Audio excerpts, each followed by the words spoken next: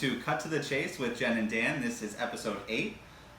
Good morning, Jen. How are you? I am awesome. We are here bright and early. We're recording at 8 in the morning because Dan and I are wicked morning people.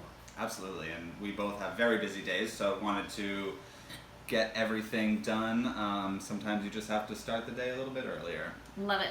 Yeah, so let's jump right in. So today we have a really awesome episode for you today. I'm actually really excited to talk about this because it's something that is a huge interest of mine. So we wanted to talk about an article that we had seen. Actually, it was maybe a couple weeks ago that the article itself had come out, and we had tabled it just because we knew that it would be a fun topic to talk about. So the article is called "Should You Invest in a Multifamily Home?" So I personally have invested in a multifamily home, and I live in one side and I rent out the other. And this is something that I have, being in the real estate industry, have thought would be.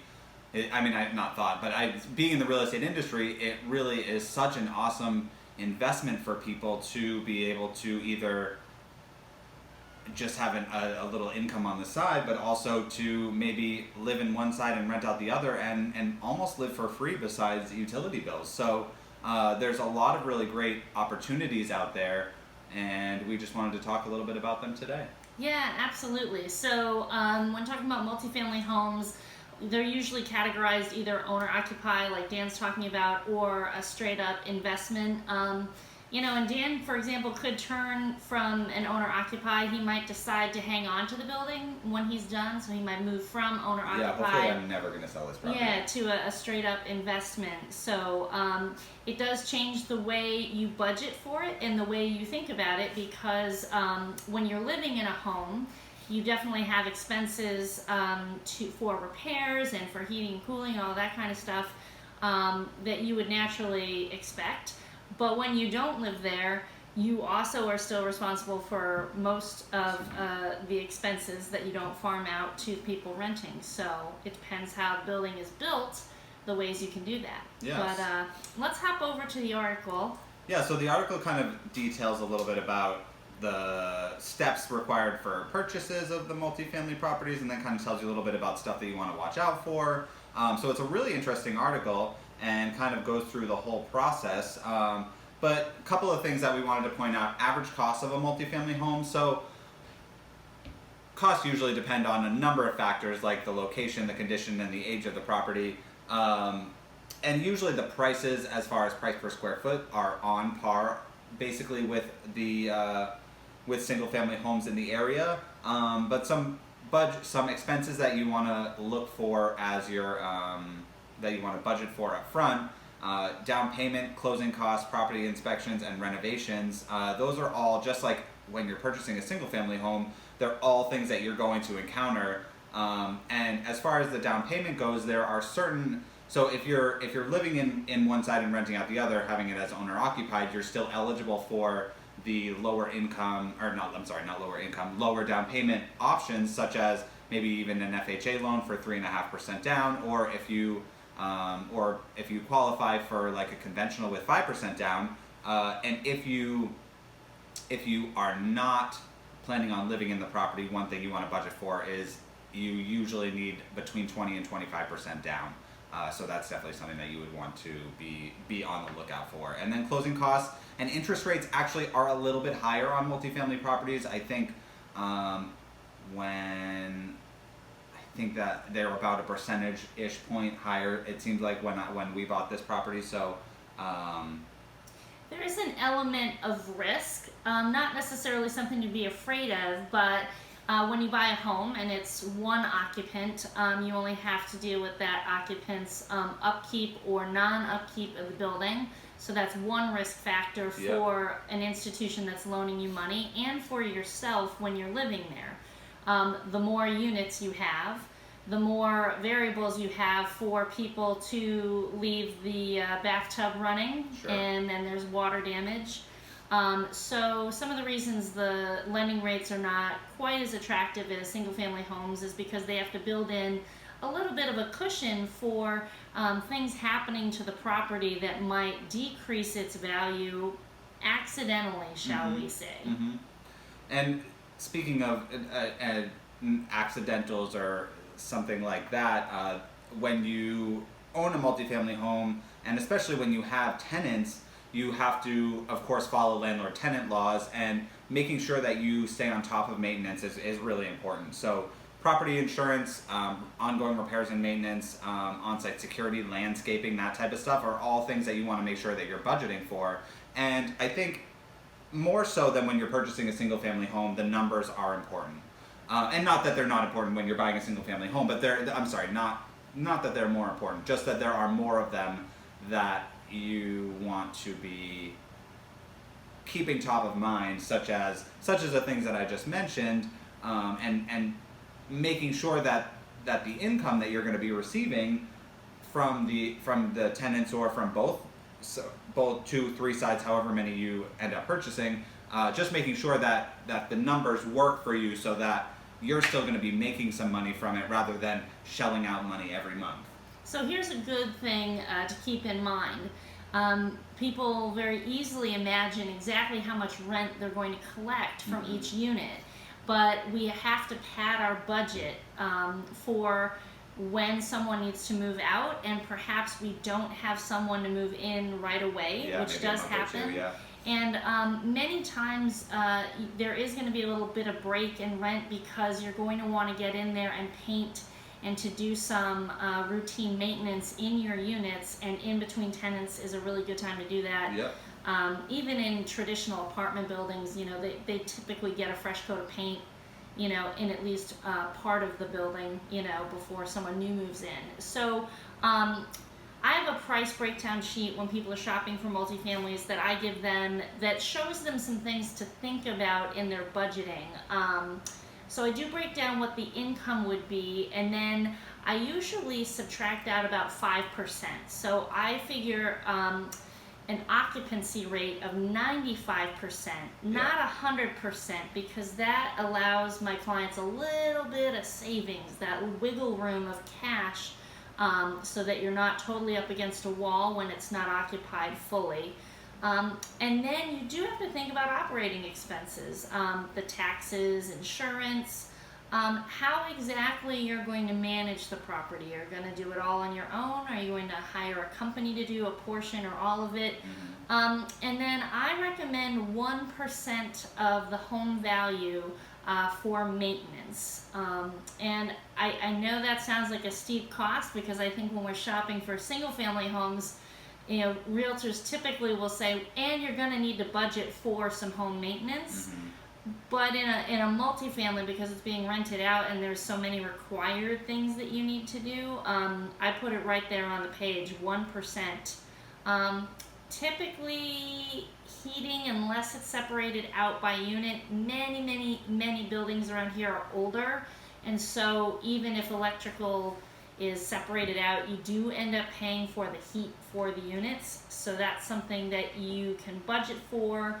You can include it in the rent, but I think we can see if your oil bill, even if you're on a budget plan, some winters are really cold and some aren't, and you can't magically change somebody's lease because the fuel was expensive that year. So you have to be honest in your budgeting. Yeah, absolutely. And in that regard too, one thing that you're going to want to be doing as you're doing your due diligence, for the due diligence that you want to do when you're purchasing a multifamily property, is a little bit more involved. You want to try to figure out what all of these expenses are beforehand, so that you can run your numbers and make sure that you're still coming out with a net income that's in the positive. So you would want to try to look at current leases, if there are tenants who are still there, because if there's a tenant there who has a lease, when you move in, they are not moving out until the end of their lease, no matter what. Unless they break their lease, you can't just evict them. But if there's tenants that are there who are month to month, they can be evicted with 30 days notice. So you definitely want to make sure that you're reading all the landlord-tenant laws, looking through all of the numbers for the property, the current leases, the past leases that they've had, investigating into the building's history, go to the town, look at their tax card, at the file. There's so many additional steps, and there are definitely fewer multifamily properties than there are single family properties. So if you're looking for one that fits your budget, that is, in decent condition. And some people want to purchase a property that is in worse shape and put some work into it, because then they'll build some equity really fast. And then some just want one that is fully done, that they don't have to put a lot of work into. Actually, we were another colleague of mine and I have a buyer who is interested in some multifamily properties, and we had seen one in Somersworth that was in such amazing shape. The seller had literally taken like a year of just kind of renovating the property, and we unfortunately lost out on it because we were in a multi offer situation. I think there were like 7 offers on the property, and I think we were number 2 was what the agent told us, but we just weren't quite there where we needed to be, and that would have been such a perfect property for him. But never mind, I digress. Well, it sounds like we're going on and on, but I think this just goes to show that with multifamilies, there are a lot more factors to discuss. And it's probably a good time to get a Dan or a Jen on your side to really help you make sure that you're not overlooking something that's going to throw off your financials once you're in the building, because that would really stink if you didn't have the info, you just figured out the rent's coming in, and then you realize when you got in there that the operating expenses were really out of control. That would really be unfortunate, and you don't have to experience that. Right. So absolutely. This article is from The Balance. We really liked it. We're going to put it in the show notes. Absolutely, yeah. I mean, it's something that is super interesting to me. I mean, I am constantly looking at what the multifamilies are in the area, what the rents are, and also, when you're looking at what the rents are now, just be sure to remember that rents will go up and rents will go down. So you want to just kind of budget a little bit on that too, just to make sure that you can still afford afford the building if you're getting maybe $100 or $200 less in rent for a year or two or a couple of years if we're in a down cycle, and then when we're right now rents are really great here in the Seacoast area, but who knows what they'll be in a few years. So definitely good to budget on that as well. And for me, I mean, this was probably I was super lucky to be able to get this property at a really great price, and was able to build some instant equity by doing some repairs and renovations to it. And I'm planning on buying another one next year too. So it's once you kind of get the bug going, you don't want to stop. So yeah, I love it. Yeah, awesome. So yeah, we'll link that up in the article. If you have any questions about multifamily investing or any questions about multifamily properties in general, leave us a comment. We'd love to answer the questions for you.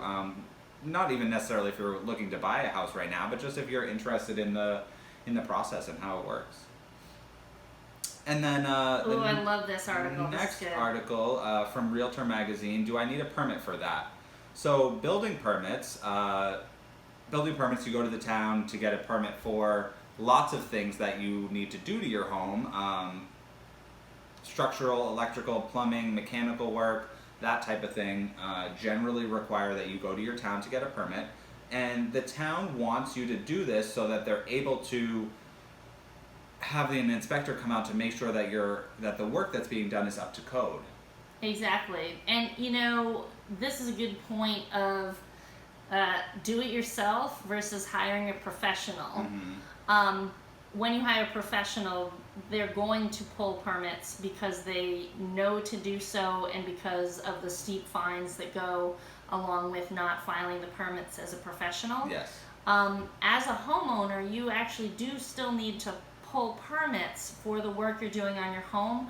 A lot of folks either don't know that you should be doing that, or kind of just fudge it because they're not a professional carpenter, for example, putting on that deck. Right. The challenge is when you come to those home inspections and people are evaluating the work and they're underneath the deck and they're like, yeah, actually the size brackets here and the length screws and nails, like these are not to the building code of this city. And your future buyers are like, well, gosh, maybe this deck that was built last year that you're advertising because you just built the new deck for them, Yep. maybe this isn't so good, and we're going to ask them to repair it. So just some food for thought there. But, yeah, absolutely. And in New Hampshire, in the property disclosures, one of the questions is, are you aware of any work that's been done without a permit? So make sure if you're selling your home that you're honest about that, especially because if you say no and the buyers go to look at the town at the permit records and see that one wasn't pulled for something that was just done, that could be a really huge headache in the sale. Also, the towns have the opportunity so a colleague of mine and I were not investigating, but just checking out the building file at a town for a property that we were listing. We were making sure that the permits had been pulled, and we were talking to the assessor, I think, at the town, and she was telling us about a family who had put in a beautiful, probably $75,000 or $100,000 in-law suite, and they didn't pull any permits for it, and they had to rip the entire thing out because the town, because they just did, they could, once the walls were closed, they couldn't tell that the electrical was up to the code, and some towns are a little bit more particular than others. So just do your investigations with the town, because you want to make sure that you don't have to do anything like that, and then they can fine you. They can fine you insane amounts, and sometimes that even ends up being the onus of the buyer, because they bought the house, then they go to get reassessed, or they go to to ask questions, and they don't even realize it, and they could be hit with this huge problem that they were not expecting. So yeah, and it's not to sound scary, and I know people have a wide range of feelings about oversight, and how much oversight we really should have, and there's valid arguments on both sides of the coin, honestly. That being said, we have a lot of homes that are older, and building codes do change. The trick is, when you go to do a new project, anything that's disturbed, let's say you are adding something to your home and you're going to be doing something with the electric, sometimes that triggers a bigger project. For example, I did some renovating in my kitchen. I actually selected not to do a portion of the project, because if I did, I believe it was if I was going to add the recessed lighting, so I have a 1945 cape. If I were to add the recessed lighting in my town, that level of electrical work triggers a requirement for hardwired smoke detectors, which would have increased my kitchen renovation costs past what I had budgeted for. So I actually selected not to open the can of worms for the can lights, just because I knew that I wouldn't be able to be compliant. Yeah. So because I didn't, it's fine that the portions, of the kitchen are where they are. And I don't have hardwired smokes. I'm totally fine in today's code with my regular smoke detectors. I'm compliant with my town, but I do have to think about that in other renovations I do, knowing that if I do more than a certain amount, I'm going to have to hardwire those smoke detectors. Yeah, absolutely. Well, that's a Woo! great... This is like a lot of information for 8 a.m. It is, I know. Are you ready for coffee number 2? Yes, for sure. So yeah, if you have questions about permits too, feel free to leave us a comment. Permit requirements do vary by the town, so definitely if you're thinking of doing work, just check with the building department, just to be on the safe side. That way you don't run into problems down the road. Yeah, and if you are shopping for a home or thinking about selling your home, make sure you have a realtor that does the work of going to the town hall, talking to the folks, asking the questions, like really actually digging deep. Because doing the homework ahead protects you so much, and it's time consuming, and some days it is not the most enjoyable part of the job, so not everybody does it. So go find a Dan or a Jen. Yeah, there you go. It almost sounds like we're trying to solicit business today, but that's not our goal. No, I use that as a generic, like for for a good agent. article, a good agent, yeah, right? like an article reader, researcher, homework doer. walker to town hauler, coffee drinker, up and Adam is a Dan or a Jen. All right, If you were to perfect. look in the dictionary, that's what you'd That's see. what you'd see. Awesome. Okay, well, that's all we have today. I love when I embarrass Dan. It's like my favorite I'm thing like, oh, ever on gosh. the show. All right. So, All right, we're signing off. thank you very much. Please leave us a comment or subscribe on YouTube or like our pages. We really appreciate it. And have a great day.